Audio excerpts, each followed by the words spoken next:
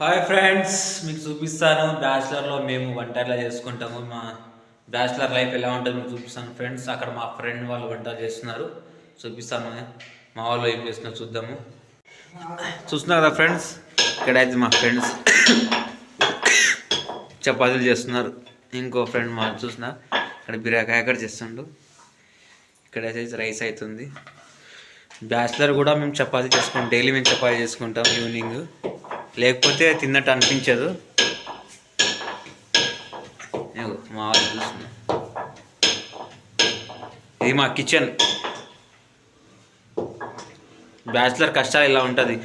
పొద్దున లేవంగానే వంట చేయాలని చాలా ఇబ్బంది అవుతుంది. అందుకోసమే నైట్ ఈవినింగ్ రాగానే డ్యూటీ నుంచి అప్పుడు వంట చేసుకుంటే అంత ఇది ఏమనిపించదు. ఈవినింగ్ కదా మంచిగా ఫ్రీగా తినొచ్చు. మార్నింగ్ లేచి తొందర డ్యూటీకి వెళ్ళిపోతాము. ఇక మా వానికి పెళ్ళి చేసుకోవాలంటే కష్టపడుతుంది ఇప్పుడే, అన్నకి ఏం చెప్పాలో అర్థమవుతలేదు. ఇంకా పైగా బాబాయ్ అవుతాడు, చెప్పుకోవడానికి నాకే సిగ్గవుతుంది. ఆయన ఏజ్ చూస్తే 35, చూడడానికి పొరలాగున్నాడు. చపాతీ అయితే రెడీ అయిపోయింది ఫ్రెండ్స్.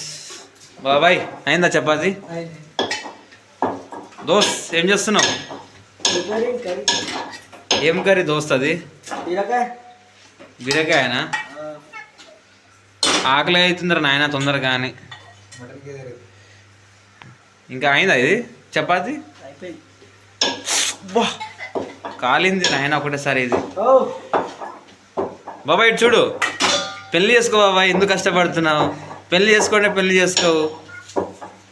ఎన్ని రోజులు కష్టపడతావు? మనోడు మోతిలాల్, పాప మోతిలాల్